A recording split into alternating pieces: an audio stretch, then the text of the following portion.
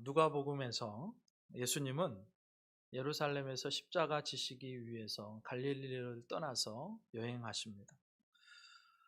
예루살렘을 향한 이 여행은 제자들에게 제자가 무엇인지를 가르치는 제자 학교가 됩니다. 제자도의 핵심에 대해서 계속해서 가르치시는데, 오늘 본문은 바로 그 제자도의 가르침 중에 감사에 대해서 말씀하시는 본문이에요. 누가 제자냐? 하나님께서 베푸신 은혜에 감사할 줄 아는 자가 제자다. 오늘 본문은 그렇게 우리에게 말씀합니다. 그럼 도대체 어떤 상황에서 이런 말씀이 나오는지 본문을 보면서 함께 은혜를 나누도록 하는데요. 오늘 11절, 12절 이렇게 시작합니다. 예수께서 예루살렘으로 가실 때에 사마리아와 갈릴리 사이로 지나가시다가 한 마을에 들어가시니 나병 환자 10명이 예수를 만나 멀리 서서, 이렇게 나옵니다. 예수님께서 사마리아와 갈릴리 사이로 지나가셨다, 그렇게 나오죠. 별로 중요해 보이지 않는 여행 루트를 말씀하시는데, 근데 잘 들여다보면 중요한 의미가 있습니다. 죄송합니다.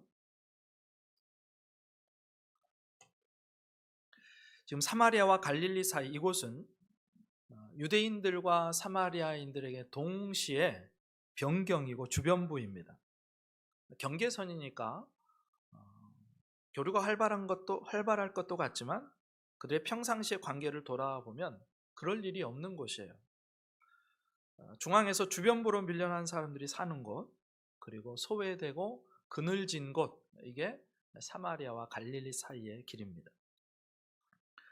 그런데 이곳에 나병 환자 10명이 있는데, 오늘 본문에 보시면 그 10명 중에 한 사람은 사마리아 사람이고 그 나머지는 유대인인 것을 알게 됩니다.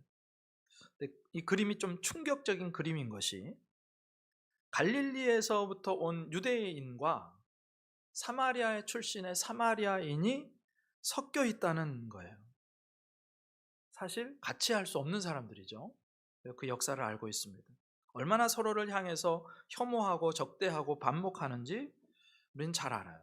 근데 그래서 사람들 유대 땅에서 갈릴리로 갈 때 사마리아를 거쳐가야 되니까 그쪽 땅을 가로질러 가지 않기 위해서 유대인들은 요단강을 건너서 저쪽 오른쪽으로 갔다가 다시 왼쪽으로 오고 하는 그런 일들. 그렇게 원수 같은 사마리아 사람과 유다 사람이 지금 섞여 있는 나병 환자 한 무리를 만나요. 이렇게 10명이 있죠. 그러면 도대체 무엇이 서로 반목하고 대적하던 이 사람들을 한 공동체로 묶어주었을까? 어떻게 그렇게 강구하기만 하던 그런 인종의 장벽, 혈통의 장벽이 무너질 수 있었을까? 그 대답은 이겁니다. 서로가 서로를 불쌍히 여긴 거예요. 자기 인생들이 몰려서 인생의 바닥을 뚫고 저 지하실까지 내려간 상황, 사람들에게 버림받았습니다. 심지어 가족과도 교류할 수 없어요. 그렇게 보고 싶은 어머니, 아버지, 사랑하는 동생, 형님을 볼 수가 없습니다. 나병 진단을 받은 이후에 쫓겨났고 고립되었고 하소연할 곳도 없어요. 죽음 같은 고통의 시간을 보내고 있는 상황. 그렇게 인생의 밑바닥에 떨어져 보니까 비로소 보이는 게 있어요. 더 잃을 게 없어 보니까 비로소 보이는 게 있어요. 그동안 내가 너무나 중요하게 생각했던 가치들이 아무것도 아닌 것이 되고 더 중요한 가치를 발견하게 됩니다. 유대인이고 사마리아인이고 그거 뭐가 그렇게 중요한데? 그런 말 있잖아요. 뭐가 중한디? 이렇게 이런 상황에 떨어져 보니까 그게 중요한 게 아니라는 것을 깨닫게 됩니다. 자기 처지를 보니까 유대인, 사마리아인이 중요한 것이 아닌 것을 알게 돼요. 서로의 고통을 너무나 잘 알고요. 공동체로부터 분리되고 추방되어서 고립되고 그 아픔을 너무너무 잘 아는, 그래서 자기를 공감해주고 자기와 함께 해주고 자기의 외로움을 함께 해주는 사람이 중요하다는 걸 알게 돼요. 동병상련이죠. 그렇게 서로의 아픔을 알고 너의 아픔이 나의 아픔인 현장에서 서로를 공감하고 서로를 연결해주는 그 연대의 끈이 이들 사이에 형성된 거예요. 그래서 함께 할 수 없는 사마리아인과 유대인이 함께한 공동체를 이루게 된 것입니다. 서로를 향한 긍휼히 여기는 마음, 불쌍히 여기는 마음, 이러면 하나가 될 수 있습니다. 그럼 교회 안에서요, 우리가 서로를 향해서 서로를 불쌍히 여길 줄 알아야 돼요. 그래서 공감할 줄 알고 연대하는 이 10명의 나병 환자들의 모습이 우리 안에도 있어야 된다는 것입니다. 진짜로 뭐가 중요한가? 뭐가 중요한지 평상시에 그렇게 지키려고 했던 그것이 그렇게 중요한 것이 아님을 알아야 돼요. 여러분, 죽음 앞에 서고 벼랑 끝에 서보면요, 느끼는 것들이 있대요. 진짜로 중요한 것은 생명 주신 주님인 것을 알게 되고, 진짜 중요한 것은 바로 내 곁에 있는 사람, 나를 위해서 기도해 줄 수 있는 사람, 내 손을 붙들어 줄 수 있는 사람이라는 것을 깨닫게 되는 것입니다.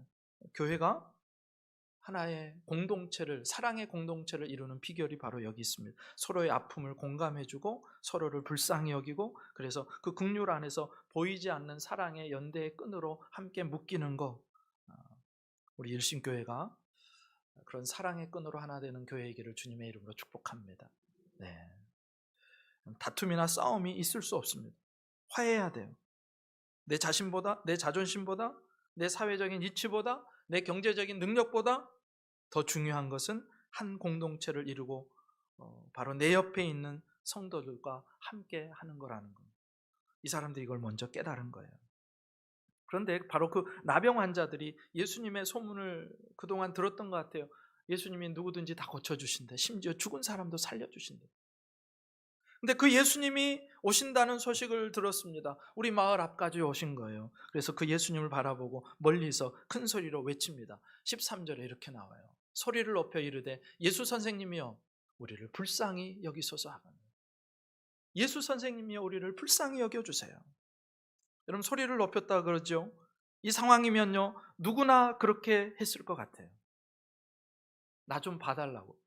저분이 사람을 고치실 수 있다는, 심지어 죽은 사람도 살리실 수 있는 분이라는데 그분 앞에서 아무런 소리도 안 지르고 가만히 있으면 안 되잖아요. 내 살 길인데 소리쳐야죠. 여러분, 물에 빠져 죽어가는데 가만히 묵상하고 있을 것 같지는 않잖아요. 여러분, 물에 빠졌어요. 그럼 어떻게 하실 것 같으세요? 예, 사람 살려, 그렇게 해야죠. 누구 없어요? 나 좀 도와주세요. 사람 살려. 여러분, 소리를 높이는 것은요, 살아보려는 발버둥입니다. 주님밖에 살 길이 없으면 주님께 소리쳐야죠. 사실 몸의 병보다 더 고통스러운 게 뭔지 아세요? 사람들로부터 고립당하는 것입니다. 가족들과 함께 지내지 못하는 거예요. 동네에서 살 수가 없습니다. 동네에서 쫓겨나요. 그리고 혹시라도 동네에 지나갈 일이 있으면요, 입을 가리고 멀리서부터 나는 부정하다 그렇게 소리치고 가야 됩니다. 왜냐하면 내가 지금 나병에 걸려서 여러분 오면 부정해집니다. 병이 옮을 수도 있습니다. 절대로 우리 가까이 오지 마세요. 그리고 사람들이요, 돌을 집어서 던진다니까요. 나병 환자들이 지나가면 사람들에게 배척당해요. 어느 누구도 나를 반겨주지 않고, 그래서 처절한 외로움과 싸워야 돼요. 이 병이 무서운 게 그거입니다. 그러니까 처절한 부르짖음이 나올 수밖에 없죠. 여러분, 이래도 죽고 저래도 죽으면 한 번은 소리쳐 봐야 되잖아요. 소리라도 쳐야지. 여러분, 많은 사람들이 그래요. 주님 앞에 기도하는데 왜 큰 소리 하냐고. 하나님 귀가 먹었냐고. 여러분, 하나님 귀가 먹어서 그렇게 큰 소리 치는 거 아니에요. 물론 하나님 다 아시죠. 들으시죠. 그리고 통성 기도만 좋은 기도로 하는 것도 아닙니다. 침묵으로 하는 강력한 기도가 있어요. 주님께서 이끌어 주시는 침묵 기도. 그런데 그 부르짖음은요, 우리의 절박함과 절실함을 표현하는 것입니다. 여러분, 우리가 중보 기도할 때요, 다른 분을 위해서 기도할 때 왜 부르짖어 기도해야 되는지 아세요? 내 문제가 아닌 다른 3자의 문제이면요, 내가 가진 내 문제에 대한 절박함이 그 사람에게는 가지 않는다니까요. 우리가 기도할 때 조용히 하면, 소리쳐서 기도할 때, 주님을 부를 때 하나님께서 마치 그것이 내 문제인 양, 중보의 대상의 문제가 바로 내 문제인 양 그렇게 간절하게 절박하게 기도할 수 있는 은혜를 주신다고요. 그래서 소리치는 것입니다. 그래서 예레미야 33장 3절에서 우리가 잘 알고 있는 메시지, 말씀 이렇게 하시잖아요. 같이 읽습니다. 시작. 너는 내게 부르짖으라. 내가 내게 응답하겠고 내가 알지 못하는 크고 은밀한 일을 내게 보이리라. 아멘. 여러분, 부르짖어 기도할 수 있기를 주님의 이름으로 부탁드립니다. 근데 이 장면을 보면서 문득 생각나는 게 있어요. 나병 환자들은요, 자신의 불치병과 고립에서 오는 그 고통 때문에 이렇게도 절박하게 주님을 향하여 부르짖는데 나는 나의 영혼의 문제를 놓고 그렇게 주님 앞에 절박하게 기도하고 있는가? 우리가 육신적인 문제에 있어서 그렇게 절박한데 내 피부에 느껴지니까 우리의 영적인 문제에 있어서도 정말로 주님 앞에 나는 절박하게 주님을 향하여 부르짖고 있는가? 주님 나를 불쌍히 여겨주세요. 여러분 나병 환자들이요 그 나병의 실체를 겪어봤잖아요. 눈에 보이잖아요. 지금 손이 녹아 들어가는 게 보이잖아요. 얼굴의 형체가 무너지는 게 보이잖아요. 그렇게 그 모습을 보면서 절박하게 기도하는데 그런데 만약 우리가 우리 영혼의 실체를 정말로 볼 수 있다면 우리는 그보다 더한 기도를 해야 되지 않겠습니까? 우리 자신의 영혼을 바라보면서 피 맺힌 절규가 있느냐고 오늘 본문이 우리에게 질문하는 것 같아요. 너의 육신 때문에는 그렇게 절박하면서 너의 영혼 때문에 그렇게 절박하게 주님을 향하여 부르짖어 본 적이 있느냐? 죄를 지으면서도 스스로 면죄부를 주고요. 연약해서 그럴 수 있지. 회개하면 되지. 그렇게 죄에 대한 무감각, 영적인 나병에 걸린 나 자신을 보면서 그렇게 절박하게 주님 앞에 부르짖고 있느냐는 것입니다. 여러분 질문 하나 드리겠습니다. 솔직하게 마음속으로만 대답해 보세요. 나의 육체를 무너지게 만들고 죽이는 나병균이 무섭습니까? 아니면 내 영혼을 더럽히고 죽이는 죄가 무섭습니까? 여러분 뭐가 더 무섭습니까? 여러분에게 뭐가 더 큰 두려움을 줍니까? 사실 우리는요 눈에 잘 보이지 않으니까 죄는 별로 무섭게 생각되지 않아요. 내 영혼의 상태가 잘 보이지 않으니까 죄가 그렇게 무섭게 생각되지 않아요. 나병군이 훨씬 무섭습니다. 우리가 절박하게 기도하지 못하는 이유예요. 내 영혼의 상태를 보지 못하니까 우리는 저 나병 환자들처럼 주님 앞에 나를 불쌍히 여겨달라고 부르짖지 못하는 것입니다. 여러분 우리가 썩어질 육을 위해서는 먹는 것도 구별하고요 열심히 운동하고요 좋은 것을 찾는데 내 영혼을 위해서는 나는 지금 뭘 하고 있는가? 주여 내가 죽게 되었습니다. 내 영혼이 죄에 대한 감각이 없습니다. 내 영혼이 병들었습니다. 주님 나를 불쌍히 여겨주세요. 주님 나를 불쌍히 여겨주세요. 만약에 나병 환자들이 갖는 그 절박함의 10분의 1일만이라도 우리가 내 영혼을 향한 절박함이 있다면 우리의 지금의 모습과는 많이 달라지지 않을까? 깊이 한번 생각해 볼 요량입니다. 근데 저들의 간구의 내용이 아주 간단하죠. 뭐라고 하죠? 우리를 불쌍히 여겨 주옵소서. 여러분 우리가 기도할 때 가장 기본이 뭔지 아십니까? 기도의 기본 이거예요. 하나님 나를 불쌍히 여겨주세요. 이것보다 힘있는 기도는 사실 없습니다. 우리의 기도가 미사여구를 섞어서 화려하고 아름답게 꾸민 말들을 매끄럽게 해야 그게 잘하는 기도가 아니죠. 우리 주님은요 그렇게 말하지 않아도 내가 말주변이 없어도 하나님은 아세요. 그래서 우리가 기도할 때 나병 환자들처럼 하면 되는 겁니다. 하나님 나를 불쌍히 여겨주세요. 하나님 내 사랑하는 아들을, 내 딸을, 내 자녀를 불쌍히 여겨주세요. 하나님 내 사랑하는 배우자를 불쌍히 여겨주세요.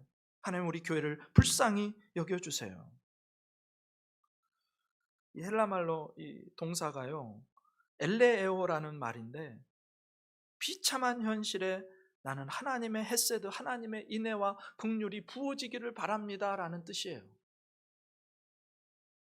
나를 불쌍히 여겨주세요. 성경에 보면요 이 내용이 나올 때마다 나를 불쌍히 여겨주세요 이 기도가 나올 때마다 주님이 기적처럼 응답하십니다. 대단한 기도죠. 근데 딱 한 군데서만 응답을 안 하세요. 언제냐? 부자와 거지 나사로 이야기하시죠. 땅에서는 호화스러운 삶을 살던 부자가요 죽어서 음부에 떨어집니다. 그곳에서 고통받던 부자가 물 한 방울의 긍휼을 요청하면서 나를 긍휼히 여겨주사, 나를 불쌍히 여겨주사. 근데 그때는요 불쌍히 안 여겨주세요. 그럼 이 땅에 살아있을 때 충분히 주님 앞에 불쌍히 여겨달라고 기도할 수 있기를 주님의 이름으로 축복합니다. 예, 거기 가서는 안 돼요. 지옥 가서는 안 돼요. 여러분 혹시 기도를 어떻게 해야 될지 모르는 분들이 계세요? 이것만 하면 돼요. 주님 나를 불쌍히 여겨주세요. 1시간 기도할 분량이 없어요? 1시간 동안 그렇게 하시면 됩니다. 주님 나를 불쌍히 여겨주세요. 병든 분들이 기도할 때요, 하나님 제가 암이래요, 하나님 제가 여기가 아프대요, 나를 불쌍히 여겨주세요. 사업이 파산 직전입니다. 주님 나를 불쌍히 여겨주세요. 관계가 지금 다 깨졌습니다. 주님 나를 불쌍히 여겨주세요. 하나님 내 자녀가 이런 어려움을 겪고 있는데 우리 사랑하는 자녀를 불쌍히 여겨주세요. 내 삶에 이런 아픔이 있습니다. 주님 나를 불쌍히 여겨주세요. 내 아픔은 그냥 묘사하고요, 그게 뒤에다 후렴구처럼 붙이면 됩니다. 주님 나를 불쌍히 여겨주세요. 한번 같이 하겠습니다. 나를 불쌍히 여겨주세요. 나를 불쌍히 여겨주세요. 네, 그러면 주님이 들으세요. 예전에 어떤 교회 목사님 이야기를 들은 적이 있어요. 이분이 봤을 때는요, 다른 분이 봤을 때 전혀 불쌍한 분이 아니에요. 교회 규모도 크고요, 재정적인 부분도 상당하고요, 그 교단을 이끌어갈 수 있는 그런 역량을 가지고 있는 실력 있는 목사님이었어요. 근데 이분의 기도를 들으면, 옆에 계신 그 동료 목사님들이 그런 간증이에요. 이분의 기도를 들어보면 늘 한 가지래요. 뭔지 아세요? 하나님 저를 불쌍히 여겨주세요. 하나님께서 진짜로 그분을 불쌍히 여겨주시더래요. 그를 통해서 놀라운 일을 하시더래요. 여러분, 저와 여러분은요, 하나님의 호의, 하나님의 인자하심, 하나님의 은혜, 하나님의 불쌍히 여겨주심이 아니면 설 수 없는 연약한 자들임을 기억하시고, 나병 환자들이 오늘 절박하게 주님 나를 불쌍히 여겨주세요 라고 그렇게 고백하며 기도했던 것처럼 우리가 순간순간 주님 나를 불쌍히 여겨주세요. 그래서 하나님의 불쌍히 여기심을 받고 하나님의 긍휼하심을 그렇게 경험하는, 체험하는, 간증하는 우리 모두가 될 수 있기를 주님의 이름으로 축복합니다. 네. 그래서 그 주님이 그 소리를 들으시고 14절에 이렇게 나와요. 보시고 이르시되 가서 제사장들에게 너희 몸을 보이라 하셨더니 그들이 가다가 깨끗함을 받은지라. 깨끗함을 받은지라. 예수님께서요, 그 부르짖는 나병 환자들, 나를 불쌍히 여겨주세요 하는 그 소리를 들으시고 그들을 보세요. 여러분이요, 주님을 향해서 주님 나를 불쌍히 여겨주세요 할 때 주님이 그 시선을 주목해서 저와 여러분을 보신다니까요. 뭘 보셨을까? 그들의 문드러진 코, 녹아버린 손, 다 뭉개진 얼굴만을 보셨을까요? 물론 보셨겠지만 예수님은요, 그들의 눈을 주목하셨을 것 같아요. 제 눈을 보세요. 제 눈을 회피하지 마세요. 네, 눈을 보시는 거예요. 눈을 주목하시면 병이 낫고자 하는 그 간절한 눈. 나는 오늘 주님이 아니면 죽습니다. 절박한 눈.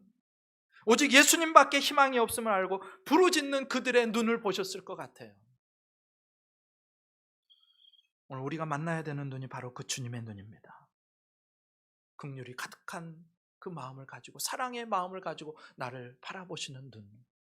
여러분, 오늘 주님이요, 그런 눈을 가지고 저와 여러분을 지켜보고 계시는 줄 믿습니다. 네. 그리고 동시에요, 우리는 그 예수님의 눈을 담기를 원합니다. 주님이 그 안타까운 사람들을 긍휼의 눈으로, 불쌍한 눈으로 바라보셨던 것처럼 우리가 옆에 계신 분들을 볼 때요, 째려보시면 안 돼요.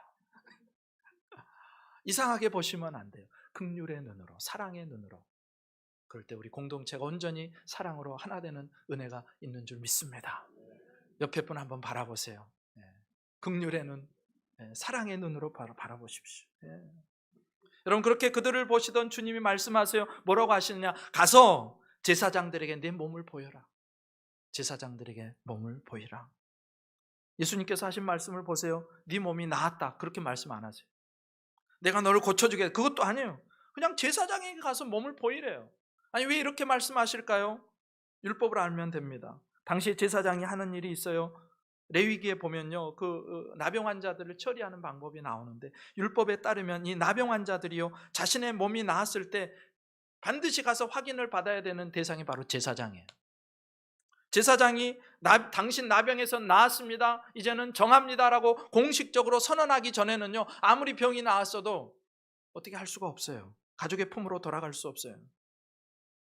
그러니까 제사장의 정함의 선언이 1차고 예물을 드려야 되고, 그렇게 제사를 하나님 앞에 드리고 그 다음부터 이 사람이요, 가족의 품으로, 마을로, 공동체로 돌아갈 수 있었어요.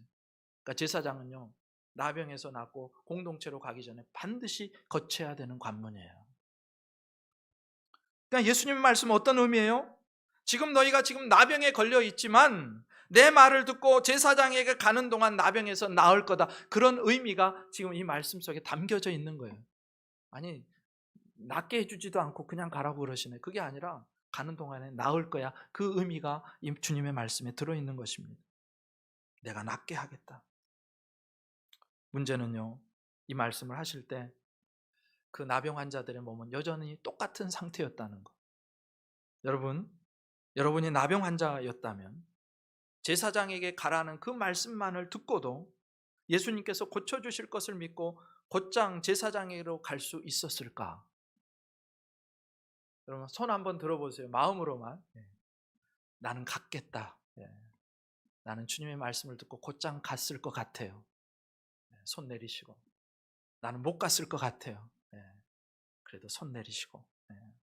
여러분 고민하고 갈등이 있었을 것 같아요. 여러분 예수님의 말씀과 지금 내 현실이요, 간극이 너무 커요. 예수님은 나았다고 말씀하시는데, 제사장에게 가라고 말씀하시는데, 내가 내 몸 상태를 보니까 여전히 손은 녹아내려 있고 코는 잡히지가 않고 여전히 내 몸은 그대로인 거예요. 주님의 말씀과 내 현실의 간극이 있는 거예요. 아직 병이 나은 게 아닙니다. 나병이 나을 낌새라도 있으면 좋겠어요. 막 그때 예수님이 말씀하시니까 몸이 간질간질하면서 막 새살이 돋아나는 것 같고, 그러면 느낌이 있으면 얼마나 좋아요. 그러면 곧장 달려가겠죠. 근데 아무런 느낌이 없어요. 그저 예수님의 말씀에 의지해서 예수님의 치유를 믿고 제사장들에게로 발걸음을 옮겨야 되는 것입니다. 그리고 그 간극을 채워주는 게 뭐예요? 믿음이라는 거예요. 믿음. 주님의 말씀에 믿음으로 반응해야 하는 때가 바로 이때입니다. 그러니까 이 사람들이요, 이 나병 환자들이요, 믿음이 대단한 거예요. 여러분한테 지금 제사장에 가서 보여라 그렇게 말씀하실 때 예수님의 말씀을 듣고 여러분 같으면 곧장 가셨겠습니까? 고민이 되지 않겠어요? 지금 나는 똑같은데. 이 사람들이 대단한 사람들이에요. 아멘하고 간 거예요. 여전히 나는 나병에 걸려 있는데 이미 나은 것처럼 행동합니다. 여러분 주님이 말씀하시면 이미 나은 줄 믿습니다. 그래서 이미 나은 것처럼 행동하세요. 그럼 되는 거예요. 이 말씀 앞에 아멘 할 수 있어야 되는 거예요. 이 말씀 앞에 곧장 순종할 수 있어야 되는 거예요. 그러고 보면요, 우리가 그렇게 인정해 주지 않던 나머지 9명의 나병 환자들이 얼마나 큰 믿음이 있었는가를 알게 돼요. 야, 우리가 함부로 말할 사람들이 아니에요. 나중에 예수님께 감사하러 오지 않아서 뭐 저런 인간들이 다 있나 했던 바로 그 9명도요 대단한 믿음의 사람들이었다니까요. 주님의 말씀 한마디에 즉시 순종합니다. 그리고 그 믿음의 그 순종이 역사를 일으키는 거예요. 여러분 믿음이 뭔지 아십니까? 아직 안 나았는데 예수님께서 말씀하셨기에 이미 나은 사람처럼 행동하고 걸어가는 것입니다. 아직 문제는 해결되지 않았는데 예수님께서 말씀하셨기 때문에 이미 해결된 것처럼 행동하는 것입니다. 하나님께서 감동을 주셨기 때문에 이미 아직 이루어지지 않았는데 이미 이루어진 일처럼 생각하고 말하고 선포하는 것입니다. 이게 믿음이에요. 그럼 주님이 여러분을 치유를 명령하십니다. 나은 줄 믿으세요. 나은 줄 믿고 감사할 수 있기를 주님의 이름으로 축복합니다. 여러분 우리 자녀들을 보면서도요, 너는 하나님 복 주시는, 하나님 구원하시는, 하나님 형통하게 하시는 하나님의 사람이야. 선포하세요. 믿음은 다른 게 아니라요, 주님의 말씀을 붙들고 아직 내 아들이 그렇게 안 되어 있는데 주님이 이렇게 하실 것을 믿고 그대로 선포하는 것입니다. 내 삶에 선포하는 거예요. 하나님 내 남편을, 내 아내를 하나님의 거룩한 사람으로 만드십니다. 선포하는 거예요. 하나님 내 삶을 하나님의 영광을 위해서 거룩하고 아름답게 쓰십니다. 선포하는 거예요. 누구 믿고요? 주님을 믿고 선포하는 겁니다. 여러분 근데 우리는요, 뭔가 확실해지면 믿겠다 그래요. 주님한테 꼭 증거를 보여달래요. 근데 다 보여주면 그게 믿음이에요? 어디? 확인하는 거지. 히브리서 11장에 보면요, 믿음은 바라는 것들의 실상이요 보지 못하는 것들의 증거니라고 말합니다. 바란다는 말은 뭐예요? 아직 안 이루어졌다는 거예요. 그래서 안 이루어진 것을 바라보고 있는 거예요. 그런데 그것을 선포하는 거예요. 마치 지금 내 삶 속에 현실이 된 것처럼.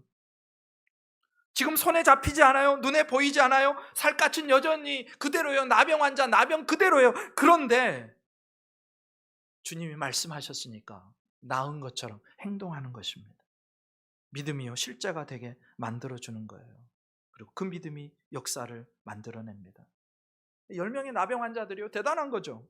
나병이 나았고 이제 그렇게 꿈에 그리던 일상의 삶으로의 복귀가 가능해졌습니다. 그 처절하게 외로운 삶에서 해방되게 된 거예요. 근데 안타까운 점이 있죠.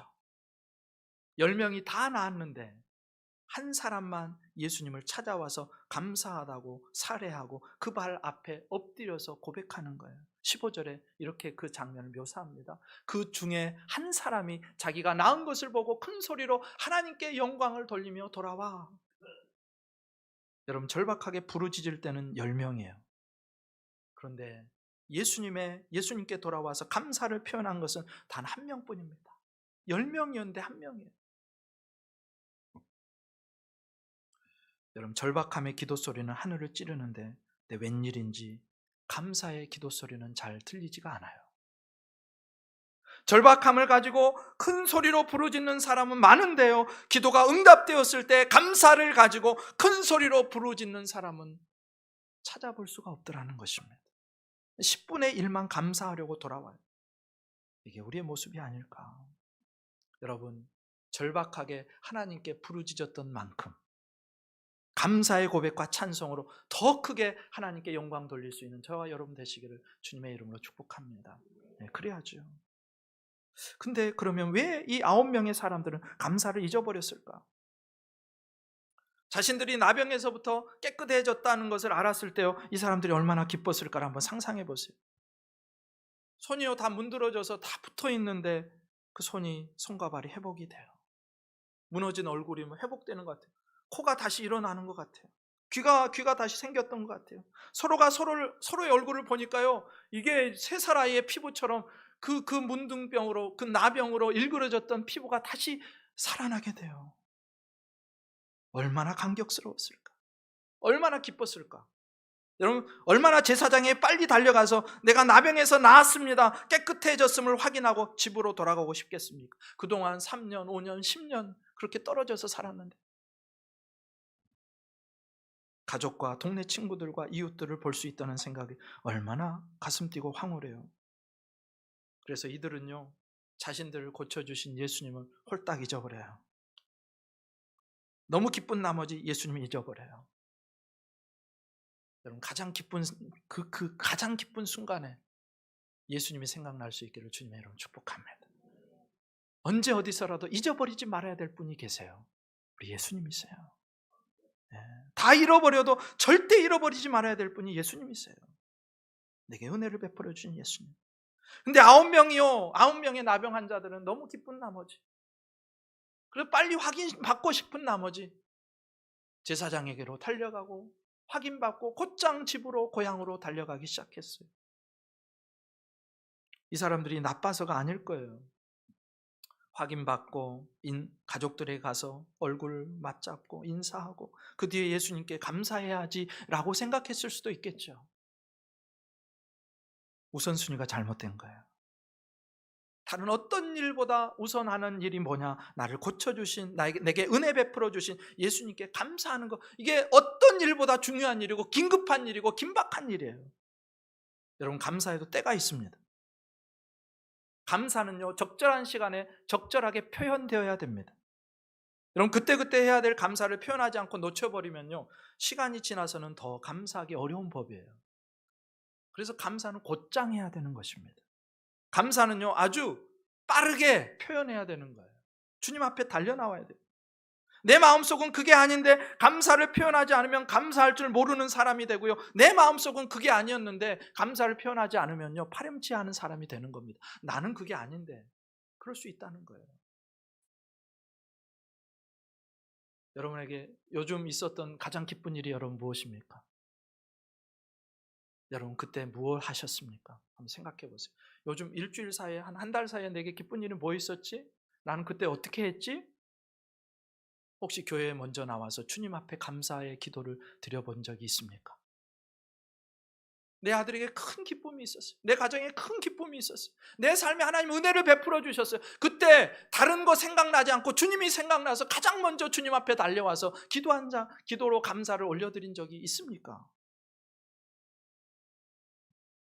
여러분, 감사하는 건요, 은혜를 받은 사람에게 너무너무 당연한 거고요. 우리 주님은요, 은혜를 베푸셨을 때 꼭 기다리고 계세요. 여러분, 아니 좀 속을 좀 넓히시지 뭐 은혜 베풀고 또 그 감사까지 받으려고 하세요. 아니요, 근데 우리 주님은요, 감사를 하기를 원하세요. 감사를 받기를 원하세요. 기다리고 계신다니까요, 주님이. 나중에 보시면 아시지만 오늘 본문에서 예수님은요, 그 9사람을 찾아요. 그 9명이 다 10명이 다 나음을 받지 않았냐? 도대체 9명은 어디 갔느냐? 그 9은 어디 있느냐? 주님이 찾으세요. 주님이 기다리세요. 주님이 치료해주고 주님이 일을 해결해주고 주님이 기도를 들어줬는데 너는 왜 나에게 감사하기 위해서 시급하게 나오지 않느냐? 주님이 기다리신다니까요. 여러분, 다른 모든 일보다 감사는 급한 일인 줄 믿으시기 바랍니다. 그리고 제자도의 핵심에는 감사가 있어요. 제자는요, 어떤 사람이냐? 감사하는 사람이다. 곧장 감사하는 사람이다. 16절, 예수의 발 아래 엎드려 감사하니 그는 사마리아 사람이라. 여러분, 나병에서 치유받은 사마리아인이 얼마나 하고 싶은 일, 지금 해야 될 일이 많겠어요. 새로운 미래가 열렸잖아요. 이제 가족에게 돌아갈 수 있잖아요. 제사장에게 확인받는 게 1번인 것 같잖아요. 그런데 안 그런다고요. 얼마나 집에 돌아가서 엄마, 아빠, 형, 동생, 누나를 만나고 싶겠어요. 그동안 꿈에도 그리던 고향 마을에 돌아가는 게 얼마나 급하겠어요. 그런데요, 그 급한 일들을 다 뒤로 하고 뭐예요?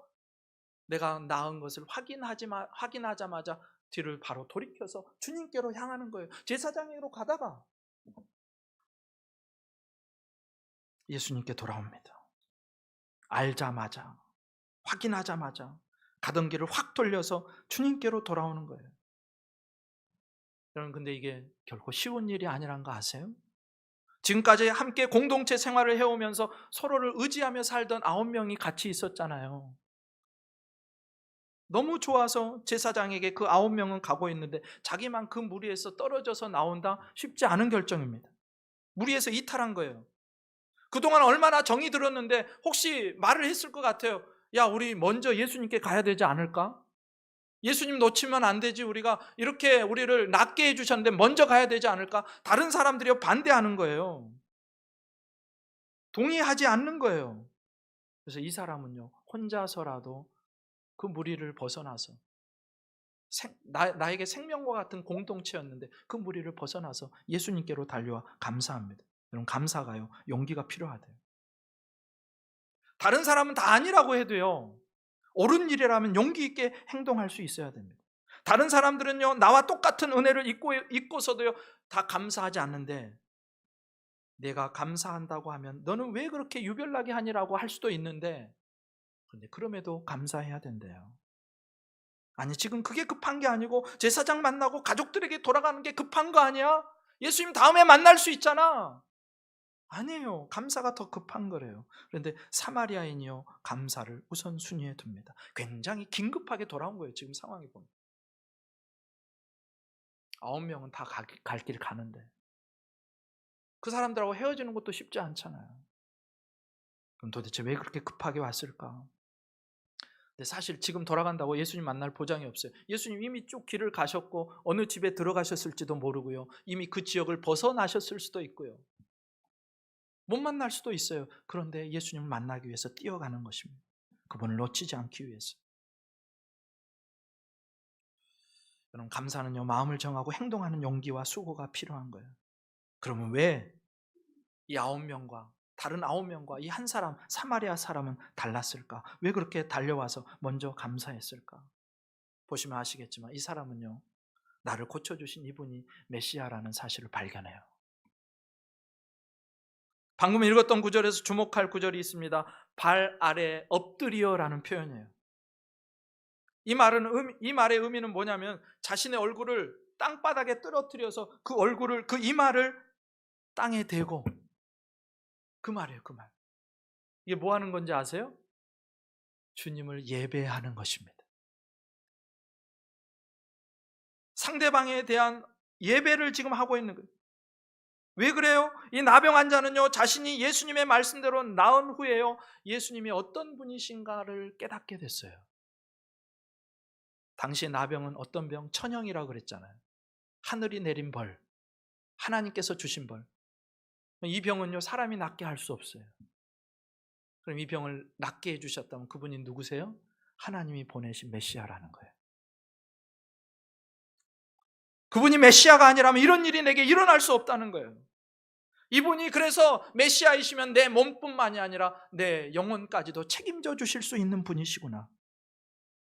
내 영혼을 책임져 주시는 분이시구나. 그러니까 이 나병 환자는요, 내 나병이 나은 것도 너무 기쁘고 감사한데 나를 고쳐주신 그분이, 그 주님이, 그 예수님이 하나님께서 보내신 메시아라는 사실을 깨닫고 믿고 더 감격해서 즐거워서 다른 사람은 다 길을 가는데 나는 반대로 돌아서 주님께로 달려오는, 그래서 그분의 앞에 엎드려가지고 납작 땅에 엎드려서 내 이마를 그분의 발 앞에 대고 예배하는 겁니다.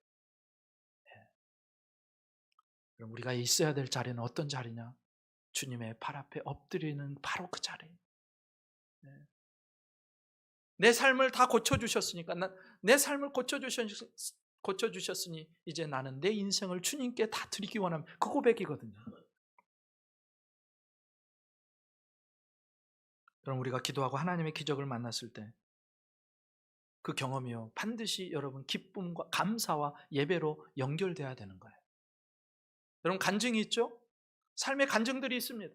병이 낫기도 하고 어떤 문제가 해결되기도 하고 내 삶에 하나님이 귀한 간증, 귀한 은혜를 부어주셨을 때 간증으로만 끝나지 말고요, 그것이 주님 앞에 나와 감사와 진정한 예배로 연결되지 않으면요, 우리는 그 기적을, 그 은혜를 낭비하는 것밖에 안 됩니다.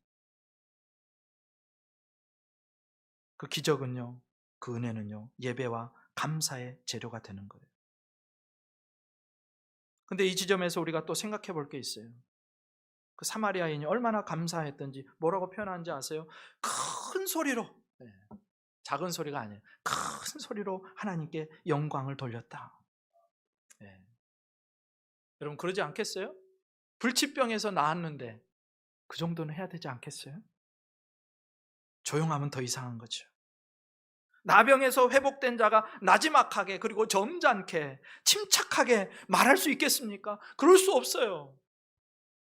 여러분 여기 보세요, 제가 나았어요. 하나님이 나를 고쳐주셨어요. 여러분 임신을 못하다고 임신만 해도요, 사람들에게 자랑하고 싶잖아요. 근데 하나님이 내 나병을 고쳐주셨는데 사람에게 자랑하고 하나님께 영광을 돌리고 그래야 되지 않습니까? 마땅히. 근데 어떤 사람들은요, 너무 교양이 있어요. 너무 침착해요. 그러니까 하나님께 대한 감사도 그렇게 해요. 너무 교양 있게, 너무 침착하게. 하나님께 대한 감사는 그렇게 하는 게 아니에요. 여러분 오늘 하나님 앞에 나오셔서, 주일에 나오셔서 하나님을 찬양하는데 여러분 어떻게 찬양하셨습니까? 우리가 받은 은혜는요, 나병에서 치료받은 정도가 아니라니까요. 죄의 정죄로부터 해방되었습니다. 영원히 불못에 떨어질, 그 지옥에 떨어질 심판에서부터 구원받았습니다. 내가 하나님의 자녀가 됐어요. 이 땅에서 믿음으로 선포하면 이대 그대로 이루어지는 그런 놀라운 존귀한 사람이 됐어요. 얼마나 감사한지. 근데 그 감사를요, 너무 교양 있게 표현하려고 하지 마세요. 너무 침착하게. 아니에요. 주님 앞에 나와서 내 목청이 터져라 찬양하고 감사하는 것입니다. 노래를 잘 몰라요? 찬양을 잘 몰라요? 처음 보는 거예요? 가사를 보면 알잖아요. 가사를 보고 음정이 맞지 않아도 되니까 주님 앞에 기도처럼 올려드리는 거예요. 열정적으로 큰 소리로 따라합시다. 주님 앞에 너무 침착하지 말자. 다시 한번, 주님 앞에 너무 교양 떨지 말자. 할렐루야. 주님 앞에서는 그렇게 해야 돼요. 큰 소리로. 17절 18절 이렇게 나와요. 예수께서 대답하여 이르시되 10사람이 다 깨끗함을 받지 아니하였느냐? 그 9은 어디 있느냐? 이 이방인 외에는 하나님께 영광을 돌리러 돌아온 자가 없느냐 하시고. 여러분 보세요. 예수님은요, 그들을 고쳐주시고요, 그들이 모두 와서 감사하기를 기대하고 계셨고 기다리고 계셨다니까요. 그들의 감사를 기다리고 계세요. 10사람이 다 깨끗함을 받은 거 아니냐? 근데 나머지 9은 어디 갔느냐? 감사는요, 마땅한 것입니다. 신앙의 진정성은요, 감사에 있는 거예요. 여러분, 폭풍이 세게 몰아칠 때는 기도하다가도요, 폭풍이 지나가고 나면 기도의 자리를 떠나버려요. 폭풍이 세게 몰아칠 때는 주님, 나를 불쌍히 여겨주세요, 이 자리에 있다가도요, 그 폭풍이 그냥 넘어가고 하나님이 은혜를 베푸셔서 일이 해결되면요, 이 자리를 떠나버려요. 근데 주님이요, 그 자리에서 그렇게 부르짖고 있는 그 사람을 기다리고 계신다니까요. 기대하고 계신다니까요. 급박하게 간구할 때는 부르짖어 기도하는 자리를 지키다가 해결되면 그 자리에 나오지를 않아요. 그 예전에 미국 교회 한 교회 말씀드렸잖아요. 한 시즌이 됐는데 거기에 새벽 기도가 차고 넘치더래요. 그 예배당에. 정리하고 시간이 다가왔어요. 주님, 절대로 안 됩니다. 나는 살려주세요. 근데 그 폭풍이 다 지나가고 나니까 예배당이 썰렁해지더라는 거예요. 여러분, 저와 여러분이요, 필요를 채워달라고 간구할 뿐만이 아니라 필요가 채워졌을 때 감사하는 이 사마리아인과 같은 한 사람 되시기를 주님의 이름으로 축복합니다. 네. 감사할 줄 모르는 사람은 제자가 아니래요. 감사가 없으면 그가 성숙한 사람이 아니랍니다. 19절, 그에게 이르시되 일어나 가라, 내 믿음이 너를 구원하였느니라 하시더라. 아멘. 여러분, 사마리아인이요, 주님의 발 앞에 엎드려 경배하며 감사할 때 예수님께서 놀라운 선언을 하세요. 가라, 네 믿음이 너를 구원하였느니라. 예수님께서 구원을 선포하십니다. 이 말씀은요, 예수님이요, 구원을 선포하실 수 있는, 구원을 주실 수 있는 진짜 대제사장이시라는 것을 밝히 보여주는 것입니다. 여러분, 모든 죄인들의 영혼을 좌지우지하는 진짜 대제사장이 계시는데 그분이 바로 주님이시라는 거예요. 오늘 다른 9명의 나병 환자들은요, 자신들이 나은 것을 확인하고 예수님께 오지 않고 세상의 대제사장에게로 갔어요. 사람들이 세워놓은 제사장에게로 갔어요. 그곳에 가서 나병이 나았다는 선언을 들었지만 그들의 영혼은 여전히 구원받지 못했습니다. 그러나 한 사마리아인은 인간 제사장이 아니라 그를 구원하실 수 있는 진짜 제사장에게로 온 거예요. 제사장에 가서 내 몸을 보이라 하신 바로 그분이 나를 구원하실 수 있는 메시아, 진짜 대제사장임을 안 이 사마리아인은요, 인간 제사장이 아니라 진정한 대제사장 주님을 찾아온 것입니다. 히브리서 4장과 5장은 우리의 진짜 대제사장 되신 예수님을 이렇게 표현해요. 그러므로 우리에게 큰 대제사장이 계시니 승천하시니 곧 하나님의 아들 예수시라. 5장 보여주세요. 그가 아들이시면서도 받으신 고난으로 순종함을 배워서 온전하게 되셨은즉 자기에게 순종하는 모든 자에게 영원한 구원의 근원이 되시고, 우리에게 있는 대제사장 그 예수 그리스도는 우리의 구원의 근원이 되신답니다.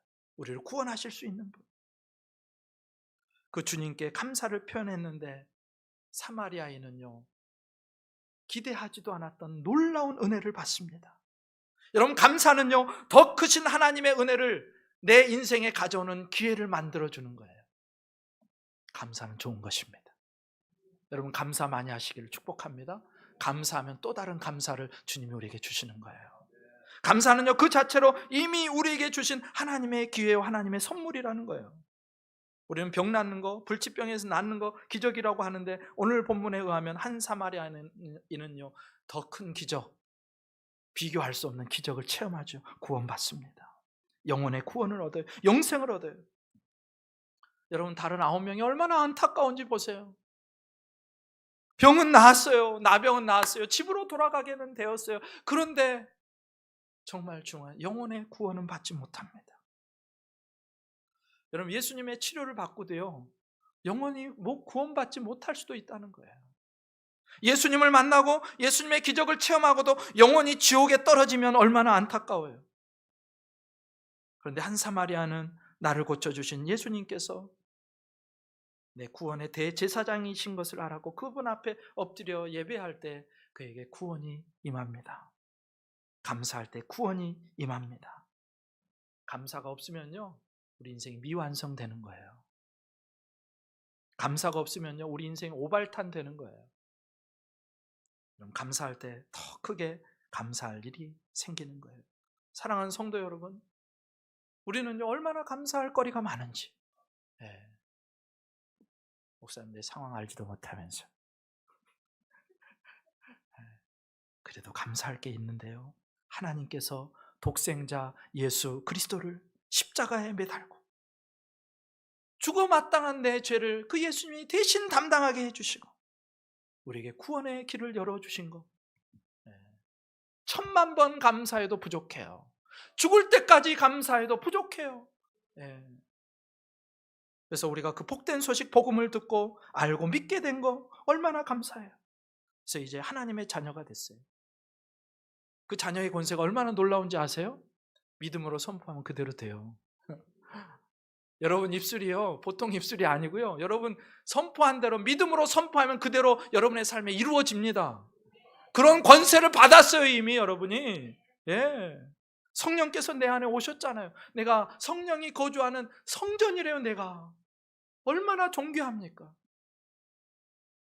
이 땅에서도 하나님의 나라를 맛볼 수 있게 하시고, 그리고 주님이 다시 오는 그 재림의 날 수많은 사람들이, 왕들과 고관들과 대작들이 다 바위여 나를, 산이여 나를 좀 가려달라, 주님의 진노에서 나를 가려달라고 할 때 우리는 그때 주님을 찬양하면서 아멘 주 예수여 오시옵소서 하면서 주님이 마련하신 새하늘과 새 땅에 들어가서 영생을 누리게 됐는데 우리가 어찌 감사하지 않을 수 있습니까? 여러분, 조지 허버트 목사님이 그렇게 기도했대요. 내게 참으로 많은 것을 주신 주님, 하나만 더 주시옵소서. 근데 그 하나가 뭔지 아세요? 감사하는 마음을 주시옵소서. 감사하는 마음을 주시옵소서. 시편 50편은 14절에서 이렇게 말씀합니다. 감사로 하나님께 제사를 드리며, 23절에 이렇게 나와요. 감사로 제사를 드리는 자가 하나님을 영화롭게 하나니. 여러분의 삶에 어떻게 하나님의 영광이 되는지 아세요? 어떻게 하나님을 영화롭게 하는지 아세요? 감사함으로, 하나님께 감사합니다 고백함으로, 감사로 소리 높여 큰 소리로 찬양함으로, 감사함으로 주님 앞에 나와 기도할 때 하나님이 영광을 받으신답니다. 예. 우리는 하나님의 은혜가 아니면 살 수 없는 인생, 감사를 잊어버린 채로 살 때가 많죠. 조금 어려운 일 오면 감사를 잊어버리고, 감사 대신 불평과 원망이 내 속에서 나올 때, 주님, 내 가정에, 내 삶에, 내 자녀들의, 우리 교회에 베푸신 하나님의 은혜가 너무너무 많은데 하나님 감사를 잊어버리고 표현하지 않을 때가 많았습니다. 주님 용서하세요. 이제 다시 그 주님의 은혜를 기억하면서 감사를 내 가장 우선순위에 놓고 가장 중요한 일에 놓고 감사의 생활을 하는, 그래서 하나님을 영화롭게 하는 저와 여러분 되시기를 주님의 이름으로 축복합니다. 기도드리시겠습니다.